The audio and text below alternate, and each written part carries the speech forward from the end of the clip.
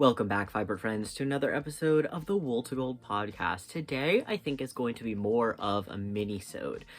This is going to be, I don't really know what we're going to call these experimental mini-sodes that I'm going to be doing, but essentially they are going to be mini-sodes where I do really weird spinning experiments, or some things that are just a little bit offbeat and maybe I can't justify like doing a whole episode on because they're a little bit silly. Today, we are going to be trying to spin dryer lint. So many times on this platform and on many other platforms, people have asked me, Brian, if you can spin anything, can you spin dryer lint? I have always told people, I'm pretty sure, like, you can spin anything. If you think it's probably spinnable, it's probably possible. Somebody somewhere has probably tried to do it at some point. But I kind of wanted to give it a try for myself. I'm going to start by trying to spin it on my DT Lendrum. If that is a total fail, we are going to try the shacked matchless after that. The reason is because my DT Lendrum, I feel like I just have a little bit less control overall on both my like ratio and my tension. My shacked matchless is a much more sensitive wheel, especially in the tensioning department. And then I also have almost every whirl under the sun for my shacked, which if you're unfamiliar with what a whirl is, whirls control your ratio. So they control how much twist is entering your yarn at what rate. So for something like this with a very, very short fiber, a very, very short staple length, we are going to want something with a very high ratio, right? As high as we can put it. Now, I do have a fast flyer for my Lendrum. The way the Lendrums work is that you can't switch out the individual whirls. The whirls are attached to like the whole flyer, and so you just get a different flyer. They're actually pretty cheap though, if I'm being honest with you, and so I do have a fast flyer for my Lendrum. I haven't brought it out in a while, so we're gonna bust it out for this, and I'm also gonna show you guys how I actually changed the drive band on my Lendrum, because I've gotten a lot of questions about that. The Lendrum has a plastic Polyband, and so I'm gonna show you guys how I actually tighten it. Alrighty, so this is the normal flyer that I normally use. This is the guy right here. You can see this is the whirl and the different ridges that it can go into. I'm pretty sure it's 10 to 1, 8 to 1, and 6 to 1. I might be a little off about that though. I always have to Google it with my Lendrum because I didn't write it on the whirl, which I do for my shacked. But this is the fast flyer. As you can see, these are significantly smaller, and so we're going to be able to add a lot more twist per treadle. I also feel like, personally, as much as I love a single treadle, one of the reasons that I love it is because I feel like the twist is more manageable, and it's kind of harder to treadle for your life, which is a really common problem for beginners, to pedal really, really fast. If you have a DT or a double treadle wheel, I personally feel like, because it's like a bicycle, it's really, really easy to just go so fast, which can be really overwhelming. But in this case, we're going to use that to our advantage, because again, we want to add as much twist as quickly as possible to try to actually spin this super short dryer lint.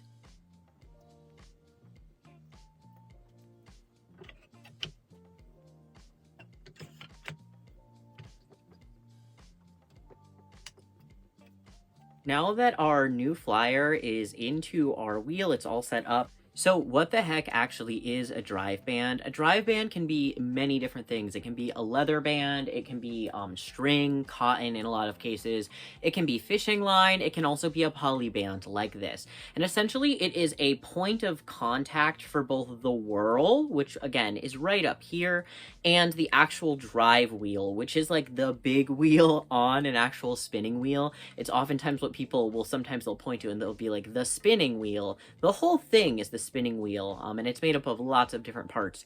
And knowing those different parts names, while maybe not at like the top of the priority list for a lot of new spinners, will be very helpful to you in like diagnosing issues with your wheel or issues with your spinning in general. So as you can kind of see and kind of hear, it like rattles around, and it's not very tight on this. It's not very tight around our whirl, and it's not really catching very well. I mean, it kind of does, but this definitely needs to be tightened. So what I like to do to tighten a polyband is first identify the last place where I split it. So I have had this polyband essentially since I got this wheel. I do have a backup that I carry around sometimes, but this one has not failed me yet. And so you can see right here where I cut it and I melted it last time that I used a fast flyer. So a lot of the times I'll use the fast flyer for a really long time until this band gets so stretched out that it starts to become loose on this last whirl. And that is often what will trigger me to switch back to my regular flyer on my Lendrum. Personally, I don't know, I just think that this is like an efficient way to get the most out of the Polyband, because it starts to stretch out and then I can put it on the next flyer and just continue spinning. But we need to tighten it today. So what we're gonna do is we're going to cut off this melted chunk, and then we're going to see if we have to trim any more to get it tight around the whirl. Once we figure out exactly how tight it needs to be, we're going to kind of take it off of the wheel like I have it now, kind of loose. We're going to melt each side with just like any lighter that you have. It doesn't matter what kind of lighter, just you're going to melt it. And then you're going to push those two ends together. You're going to let it cool, and there you go. You're going to make sure it's fully cooled before you finally put it back onto your wheel. So again, identify the spot where you last split your Polyband. I am just using these brand new to me, because they're thrifted from the thrift craft store, scissors. I'm going to cut it,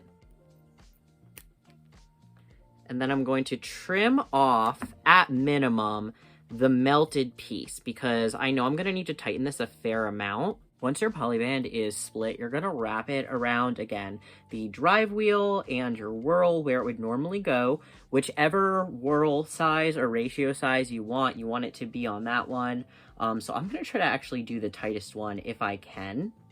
And you're just going to take a look to see exactly how much overlap you have on your Polyband to figure out how much more you should trim before you melt the two ends together. Okay, and for this next part, I'm actually not really sure, like, how much I'm allowed to show. I know I'm just melting plastic for a spinning wheel, but I'm not really sure, like, if they have anything against, like, flames or whatever, so maybe I'll have to censor the exact, like, action.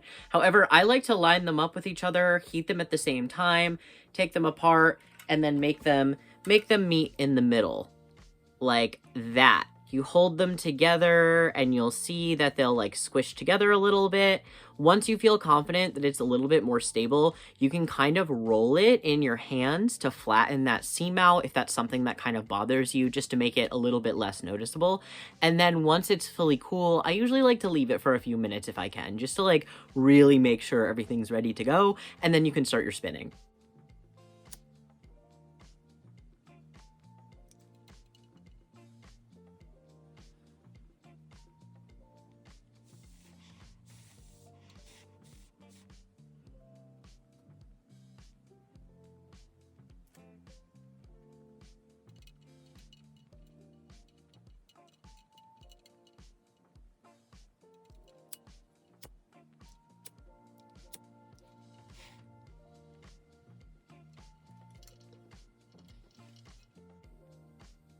Now that we're all set up, it's time to give this a try. Let's go try to spin some dryer lint. I'm sure it kind of goes without saying, but obviously I have a dog, and so there is some dog hair in this dryer lint. I think that'll be in our favor though. I think that's some of the like longer fibers that are in this. I don't know. I've always told people like, yeah, you can spin dryer lint, and now I'm like, I was a little skeptical when I thought about doing this video. I was like, what if you can't? What if I've lied to everybody? But I think that maybe we can do it. I'm not saying it's gonna be a pretty yarn, and I'm not saying it's gonna be easy, but oh my gosh, guys, I think we're doing it. I think we're spinning dryer lint. Oh my gosh, this is kind of crazy. The dog hair is definitely one of the binding factors here, so if you don't have a pet, I have to say too, maybe do this with a mask. I can see the like finest of dryer lint fibers just like floating up towards me. It's kind of gross. Kind of making me lean my head back to avoid inhaling any of that. This is crazy. Oh my gosh. I always said I was never gonna do this because it was too gross, and here I am doing it for you guys.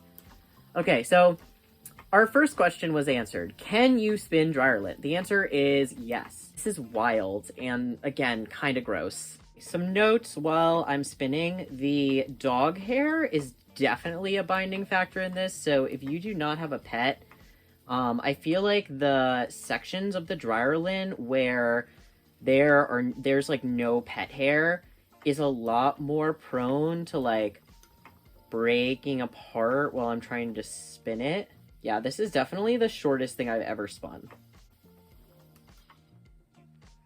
Yeah, see, that's what I'm talking about. There's definitely some weakness in the areas where it's like more dryer lint, less pet hair. I think that's kind of all I want to spin. This is not an enjoyable activity. And frankly, it's kind of gross. I'm doing it for you guys, for science. But it is kind of gross to me. I don't know, pet hair, spinning pet hair doesn't usually gross me out, but something about like, I don't know, dryer lint is just like truly waste, I feel like. Here is kind of a shot of it on the bobbin. I'm trying my best to make it not blown out. There we go. Kind of. You guys can kind of see that. It is definitely like, it's like the color of lint, the color of denim, pretty blue because a lot of my wardrobe is very blue. When I untwist it, let me do a plyback test on one of these sections. Here is the plyback test. Honestly, I feel like from a distance with the plyback test, it kind of just looks like almost like a tweedy yarn. I don't know if you guys see that, the tweediness of it. I think I would probably say this was one of my least favorite things to spin ever. I spun clearly only a few feet of it. I don't even know if I have a yard. And I don't think I'm going to do this again. I'm going to be real honest with you guys. This is not for me. Maybe this is for someone. Maybe somebody else will become an absolute pro at spinning dryer lint. Like, that's where they find their joy. However, I think, you know, experiment terminated. We learned something. I don't know, we had a little fun along the way, and I've just always wanted to actually give like spinning really odd materials like this a try and share it with you guys. So yeah, that's kind of the gist of it. These were our experiences spinning dryer lint. Have you ever spun dryer lint? How were your experiences doing it? I hope better than mine. God, I hope. I know that I said, or maybe I cut that part of the video out where I kind of was like, I don't even really want to ply and finish this. I don't think I'm actually going to like wash it to finish it, but I did ply it together. So technically, because when it's on its shortest option, this is like the 1 yard option, I essentially spun a little over 2 yards, right? Because I have a little over a yard of yarn on this little guy. Let's take it off and look at it, shall we? Yeah, here it is. Dryer lint yarn. I mean, I'm gonna keep the sample. I'm gonna label the sample because, like, I kind of want to remember that I did this, but yeah. This kind of turned out exactly like I thought it would.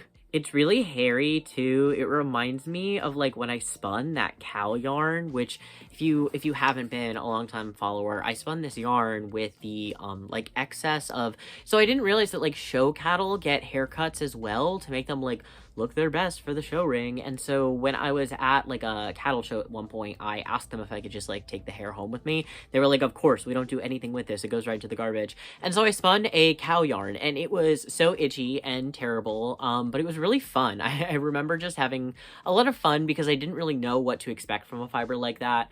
And so I hope this series kind of inspires you guys to maybe go and try something that you normally wouldn't give a try. As promised, this is somewhat a mini-sode, so that's all for now, folks. That's all I have for you. I hope you had fun on this little adventure. I definitely did, and I just needed something to kind of get my brain out of a funk today. Thanks so much for watching and following along. Don't forget to like and subscribe so you don't miss the next ones. And I'll see you guys on the next episode of the Wool to Gold podcast.